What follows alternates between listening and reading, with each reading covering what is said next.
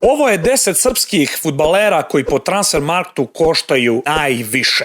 Broj 10 Andrija Živković, Paok, 8 miliona. Broj 9 Kosta Nedeljković, Zvezdino dete, a sada u Leipzigu, 8,5 miliona. Broj 8 Zvezdino dete, još uvijek u Zvezdinom dresu, Andrija Maksimović, 10 miliona ukupno. Broj 7 Strahinja Eraković iz Zenita, takođe 10 miliona evra. Broj 6 Strahinja Pavlović iz Milana, 17 miliona.